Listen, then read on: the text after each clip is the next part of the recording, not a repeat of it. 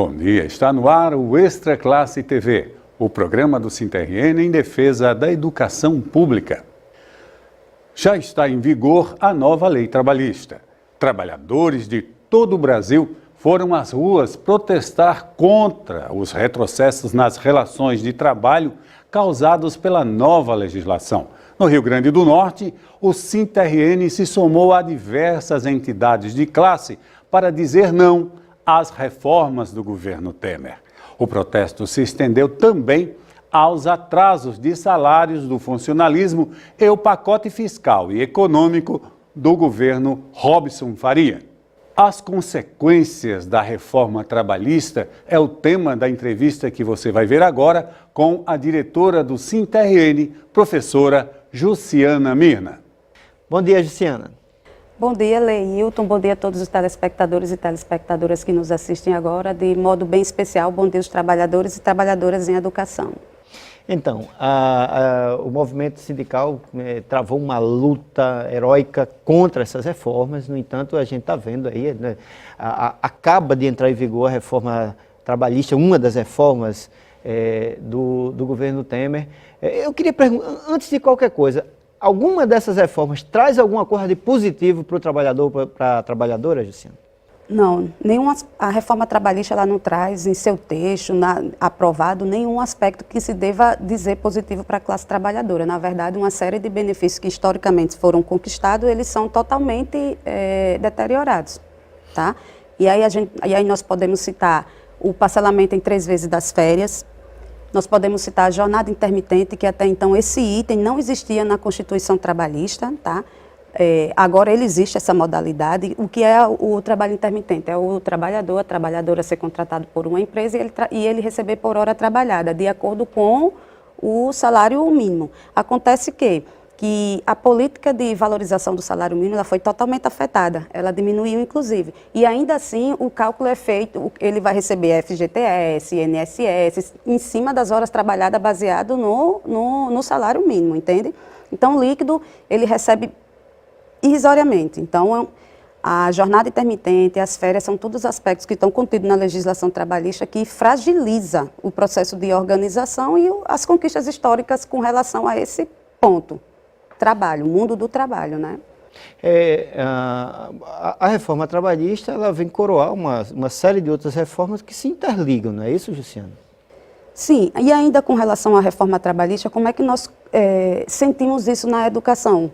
Quando nós começamos a perceber, Leilton, por exemplo, em alguns municípios de estados brasileiros, a exemplo do município de Angelina, do Rio Grande do Sul. Então, o que aconteceu lá? A prefeitura ela abriu um pregão licitatório para contratar profissional da educação física, entende? E lá no pregão ela colocou valor máximo para remuneração R$ 1.200. Isso significa dizer que qualquer profissional em educação que estivesse ali desempregado, em dificuldade financeira, mas que ele tenha ali o diploma que possa comprovar, ele poderia concorrer. Então, 1.200 seria o máximo, mas um pode oferecer 500, o outro 750, enfim. Então, isso é o exemplo da terceirização, da precarização. E a lei da terceirização irrestrita, aprovada já em março, ela já precarizava isso, né? Essa relação de trabalho. E a aprovação da legislação trabalhista consolida. Ela dificulta ainda mais esse processo. Dificulta não, ela aprofunda ainda mais essa relação, entende? Trazendo essa jornada, inclusive agora intermitente.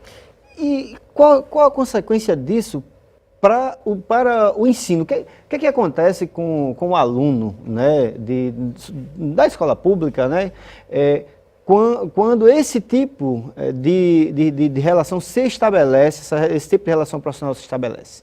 Então, o bem-estar e a qualidade de vida do professor, ela repercute no processo de ensino-aprendizagem. Essa rotatividade de professor, essa rotatividade do trabalho, essa precarização, terceirização, ela não beneficia a saúde do trabalhador. Então, nós vamos ter mais professores readaptados, nós vamos ter mais professores tirando licenças, não que não seja...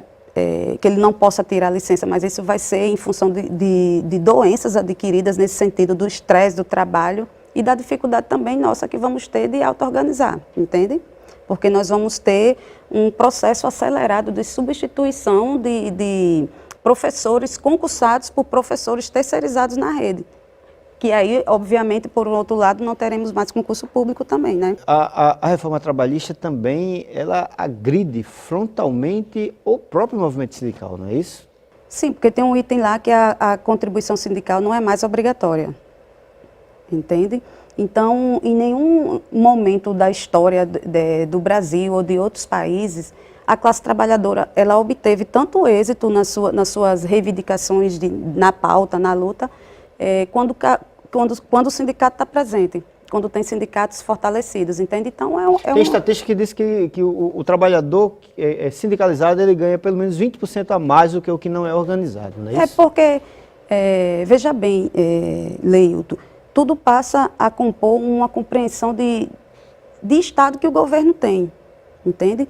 E aí, em diversos países em que o capitalismo internacional ele entrou nas suas crises cíclicas, as primeiras posturas, estratégias dos Estados-nações, digamos aqui, né, dos governos, foi ajustar fiscalmente o Estado, entendeu? Então, grosso modo, o país está passando por uma crise, o Estado passa a ser mínimo. E aí o Estado, quando passa a ser mínimo, o governo encaminha uma série de reformas que só retiram direitos. Então, veja bem, aí a gente pode citar como preceitos neoliberais, novo, e liberalismo lá do século XIX, ainda de Adam Smith. Então, o neoliberalismo é um liberalismo econômico piorado, né? Então, você tem alguns preceitos que organizam a compreensão de Estado-nação.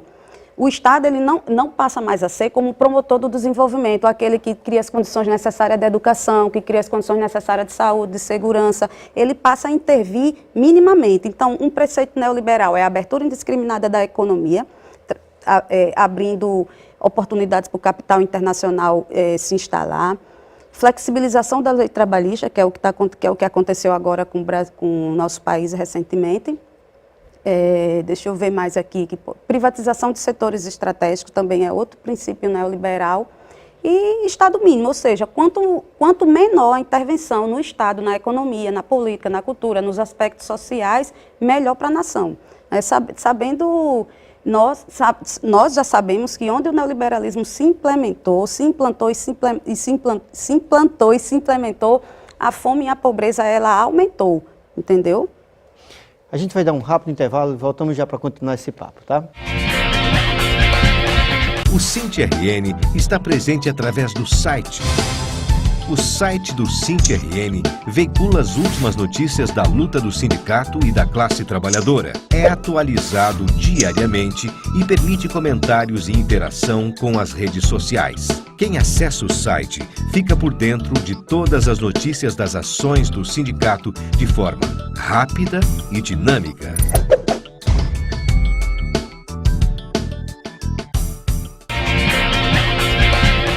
Estamos de volta com o Extra Classe TV, o programa do SINT-RN em defesa da educação pública. Hoje entrevistando a diretora do SINT-RN, a professora Jussiana Mirna. Jussiana, você é uma militante do movimento feminista, né?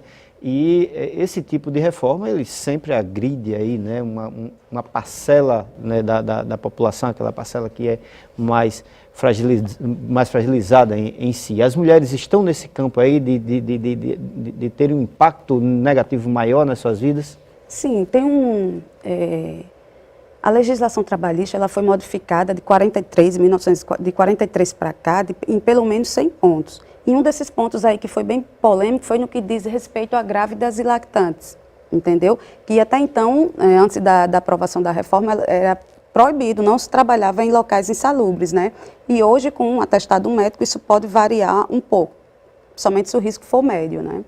Então... Significa dizer que uma mulher grávida, ela pode se submeter a um tipo de trabalho que cause algum tipo de risco para a saúde do feto, é isso? Antes era proibido, por isso que nós estamos dizendo que é um retrocesso sem precedente na história da Constituição Trabalhista Brasileira, entende?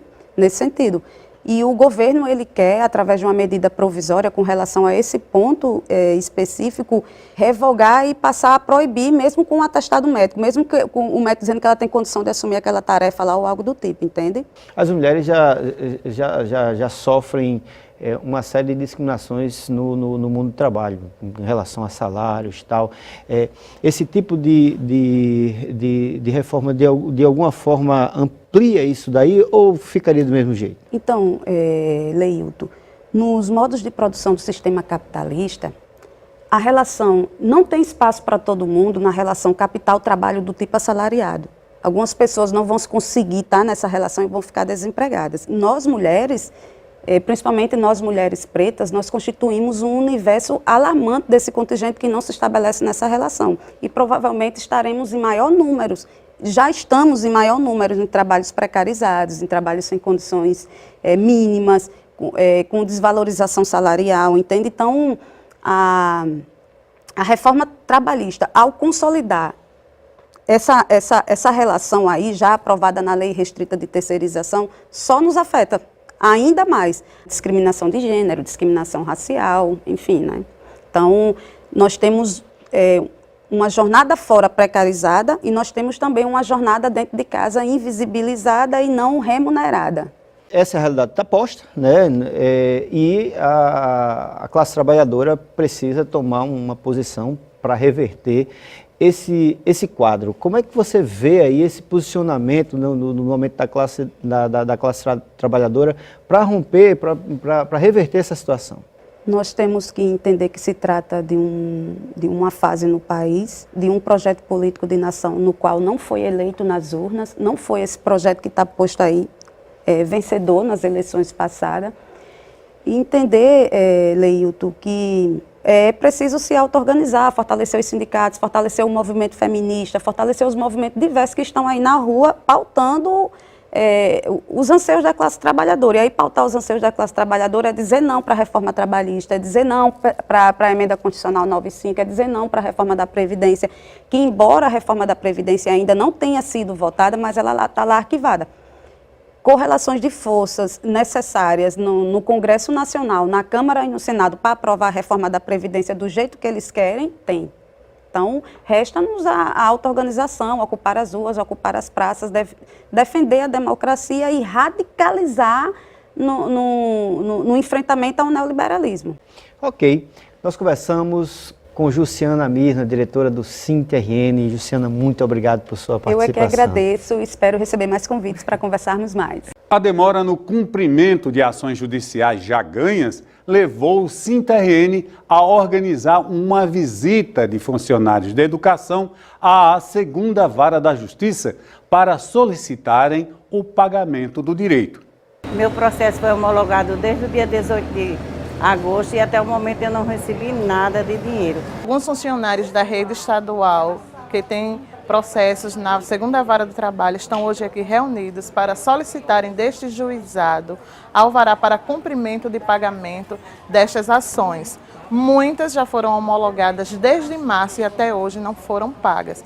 Então, desde já solicito aos demais funcionários que são contemplados com esta ação que procurem esta vara e solicitem também o alvará para cumprimento dos seus pagamentos. Extingue-se esta semana o prazo dado pela Justiça para que o secretário de Administração do governo Robson, Cristiano Feitosa, cumpra a determinação judicial que lhe obriga a pagar os níveis remuneratórios aos funcionários de educação.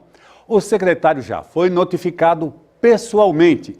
A assessoria jurídica do SINT-RN está fazendo acompanhamento direto de cada passo do processo.